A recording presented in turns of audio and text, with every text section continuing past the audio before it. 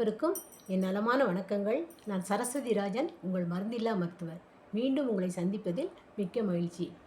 நேயர்களுக்கு இன்றைக்குரிய தகவல் சர்க்கரை நோய் பற்றிய விழிப்புணர்வு. சர்க்கரை நோய் பற்றி இப்போல்லாம் விழிப்புணர்வு தேவையே இல்லை. ஏன்னா எல்லாருக்கும் சர்க்கரை நோய் பற்றி தெரியும். வீட்டுக்கு ஒரு சர்க்கரை நோயாளிகள் இருக்கிறார்கள். அது மட்டுமல்லாமல் ஒரு கருத்து கணிப்பு என்ன கூறுகிறது என்றால், சர்க்கரை நோய் அதிகமாக உள்ள நாடுகளில் முதலிடம் நம் இந்திய நாடு பெறுகிறதாம். அதனால் பார்த்துக்கோங்க எந்த அளவுக்கு சர்க்கரை நோய் அப்படின்னு. சர்க்கரை நோய் அது ரத்தத்தில் சர்க்கரை அதிகமானது அது நோய் இல்லை. அது நம்ம உடம்பில் ஏற்படக்கூடிய ஒரு மாறுபாடு. அதை நம்ம சரி பண்ணிக்கலாம். இப்போ அதுக்கு ஒரு விழிப்புணர்வு எப்படின்னா, அக்குபஞ்சர் மூலமாக, இயற்கை வைத்தியத்தின் மூலமாக நம்ம அந்த மருந்து மாத்திரைகள் நம்ம எடுத்துக்கிடுதோம். நான் இப்போ பொதுவாக சொல்கிறது, இந்த மருந்து மாத்திரை எடுத்துக்கிடுதோம். அத்தோட வருமுன் காப்போம். அந்த நோய் இருக்கிறவங்களுக்கும் சரி, இல்லாதவங்களும் சரி, எல்லாருமே நான் சொல்லக்கூடிய இந்த பயிற்சிகளை நீங்கள் பண்ணினீங்கன்னா உங்களுக்கு நோய் அந்த பாதிப்புலேருந்து விடுபடலாம். அந்த பாதிப்பு வர்றதுக்கு முன்னாடியும் நம்மளை தற்காத்து கொள்ளலாம். இப்போ நான் என்ன சொல்கிறேன்னா, பாதிப்பு இருக்கிறவங்க, அந்த ரத்தத்தில் சர்க்கரை அதிகமாக இருக்கிறவங்க என்ன பண்ணுன்னா, முதல்ல நம்மளுடைய உடம்பு சூடு தான் அத்தனைக்கும் காரணம். உடம்பில் ஏற்படக்கூடிய சூடு தான் நம்ம இந்த சர்க்கரை நோய்க்கு மெயினான காரணம். சர்க்கரை நோய் மட்டும் இல்லை, எல்லா நோய்களுக்குமே மெயினான காரணம் அந்த உடம்பில் ஏற்படக்கூடிய சூடு. அதனால் கல்லீரலை நம்ம என்ன பண்ணணும், குளிர்ச்சி பண்ணணும். கல்லீரலை குளிர்ச்சி பண்ணணும். கல்லீரலில் கழிவு தேங்காமல் பார்த்துக்கணும். கல்லீரலை பலப்படுத்தணும். இதெல்லாம் நம்ம பண்ணினோம்னா நமக்கு அந்த பாதிப்பு கொஞ்சம் கொஞ்சமாக குறையும். உடம்பில் அந்த சூட்டை கொஞ்சம் கொஞ்சமாக தணிக்கணும். அதுக்கு என்ன பண்ணணும், நம்ம டெய்லி காய்கறிகள் சூப்பு இருக்கு இல்லையா, காய்கறி சூப்பு சாப்பிட்லாம். ஒரு காலையில் எழுந்த உடனே சாப்பிட்லாம், எம்டி ஸ்டொமக்லேயும். அப்படி இல்லைன்னா 10 to 12, 11 to 12 கண்டிப்பாக எல்லோரும் டீ காஃபி சாப்பிடுவாங்க. அந்த டீ காஃபி சாப்பிடுறதுக்கு பதிலாக இந்த சூப்பு, காய்கறி சூப்பு, ஏதோ ஒரு சூப்பு, கொத்தமல்லி சூப்போ அல்லது காய்கறி எல்லாம் போட்டு அவிச்சிருத்த சூப்போ, அல்ல புதினா சூப்பு, எலுமிச்சம்பழ ஜூஸு ஒரு நாள், நெல்லிக்காய் ஜூஸ் ஒரு நாள், இந்த மாதிரி இந்த 11 to 12 சாப்பிட்டுக்கோங்க. வாரத்தில் 2 நாள் எண்ணெய் தேய்ச்சி குளிக்கணும். கண்டிப்பாக எண்ணெய் தேய்ச்சி குளிக்கணும். பெண்கள் வெள்ளி செவ்வாய்க்கும், ஆண்கள் புதன் சனிக்கிழமைகளும் 2 நாள் கண்டிப்பாக எண்ணெய் தேய்ச்சி குளிக்கணும். கண் கழுவு முறை, முன்னாடியெல்லாம் காலையில் எழுந்து வேப்பங்குச்சியை ஒடிச்சிட்டு அப்படியே நடந்து போவாங்க. குளத்தில் போய் பல்ல விளக்கி குளத்தில் போய் குளிச்சுட்டு வருவாங்க. அப்படியே மூக்கை பிடிச்சிட்டு ஒரு 3 முங்கு போட்டுட்டு வருவாங்க. அவ்வளோதான், முடிஞ்சுது. உடம்பு உச்சந்தலையிலேருந்து உள்ளங்கால் வர எல்லாம் கூலாகிடும். ஆனால் நம்ம இப்போ என்ன பண்ணுறோம், ஷவரை திறந்து விட்டு குளிக்கிறோம். அதனால் உடம்பு சூடு அந்த அளவுக்கு தணியாது. நம்மளுடைய கல்லீரலுக்கு தொடர்பான வெளி உறுப்பு கண் தான். இந்த கண்ணை நம்ம என்ன பண்ணணும், கண் கழுவு முறைன்னு ஒன்று இருக்குது அக்குபஞ்சரில்.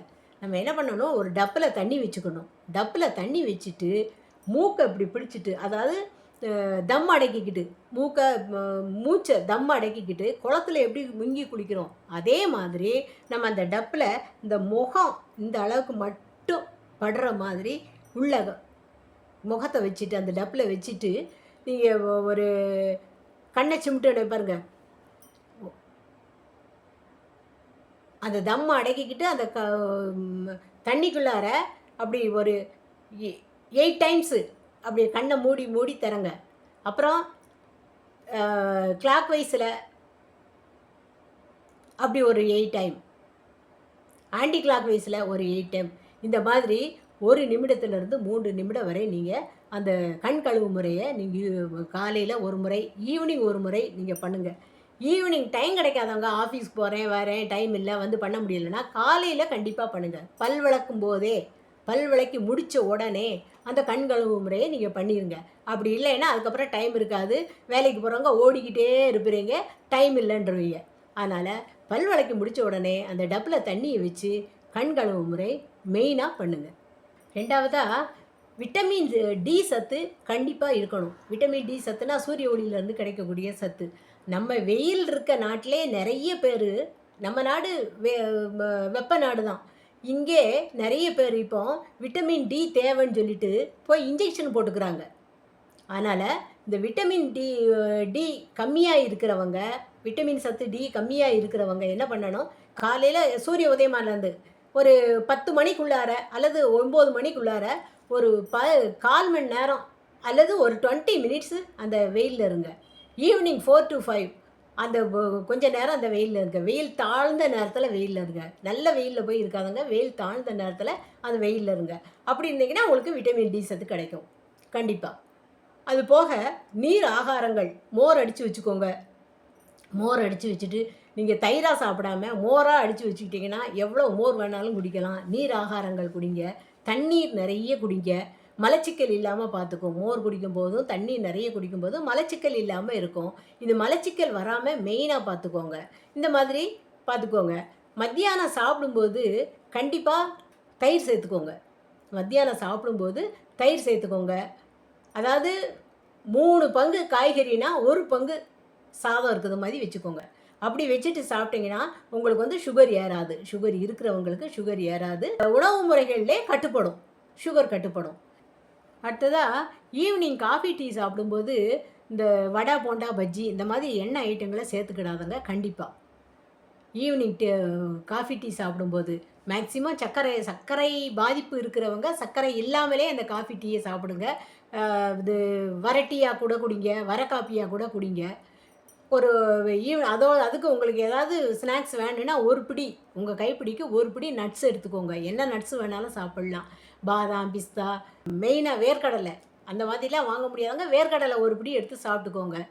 அல்லது இந்த மாதிரி சுண்டல், ஏதோ ஒரு சுண்டல், தட்டைப்பயிறு, பச்சைப்பயிறு அந்த மாதிரி பயிர் வகைகளை வந்து சுண்டல் பண்ணி சாப்பிட்டுக்கோங்க. அப்படி சாப்பிடும்போது உங்களுக்கு வந்து சுகர் பாதிப்பு அதிகம் இருக்காது. அந்த ஈவினிங் வந்து கண்டிப்பாக நீங்கள் வாக்கிங் போங்க. ஒரு 1/2 மணி நேரம் கண்டிப்பாக வாக்கிங் போங்க. அந்த நம்மளுடைய இரத்த ஓட்டத்துக்கு, தசைகளுடைய அசைவிற்கு இதுக்கெல்லாம் அந்த வாக்கிங் ரொம்ப மிக முக்கியமானது. நடைப்பயிற்சி. அது மட்டும் இல்லாமல் டைம் கிடைக்கிறவங்க சின்ன சின்ன எக்ஸசைஸ் பண்ணிக்கோங்க.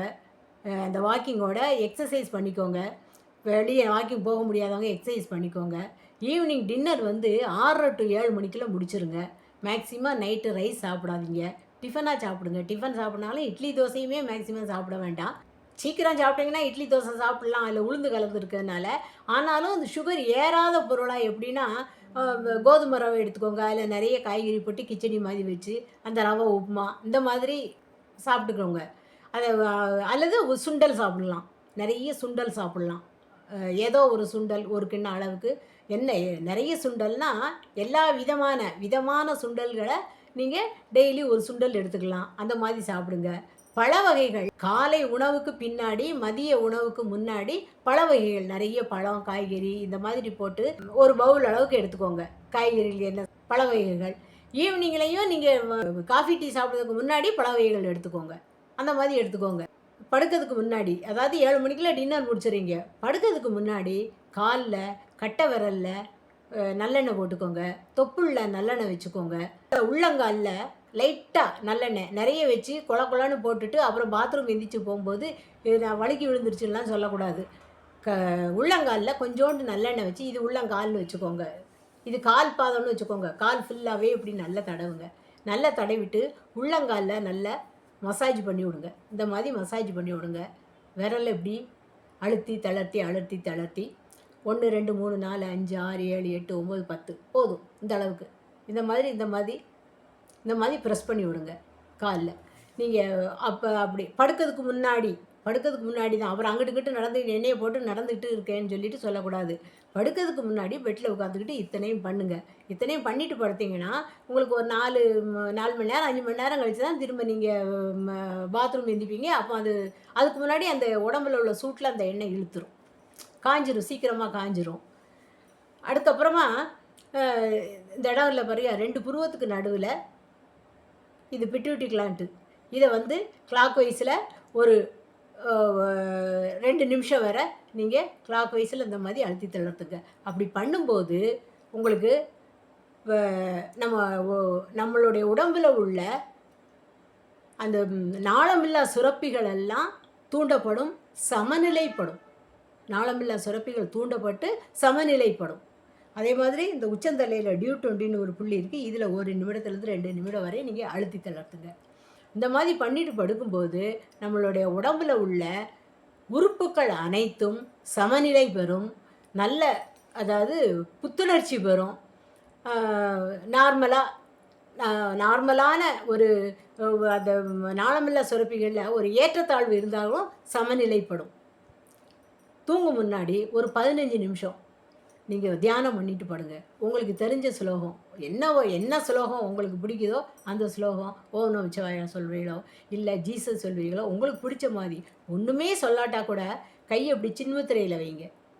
கட்டை விரலும் ஆள்காட்டி விரலும் நுனியும் இப்படி தொடர மாதிரி இப்படி சின்முத்திரையில் வச்சுட்டு இந்த மாதிரி வச்சுட்டு நீங்கள் ஒரு 15 நிமிஷம் அமைதியாக இருந்தேனாலே உங்களுக்கு உங்களுடைய உடல்நிலை மனநிலை எல்லாம் சமநிலைப்படும். உங்களுடைய உடம்பில் உள்ள பாதிப்புகள் கொஞ்சம் கொஞ்சமாக குறைஞ்சு விரைவில் உங்கள் பாதிப்புகள்லாம் குறைஞ்சு பயனடைவீர்கள். சர்க்கரை நோயினால் ஏற்படக்கூடிய கிளை நோய்கள் இருக்கு இல்லையா, அந்த கிளை நோய்கள் என்னென்ன, அந்த பாதிப்பு என்ன, அதை எப்படி சரி பண்ணணும் அப்படிங்கிறத அடுத்த வீடியோவில் சொல்கிறேன்.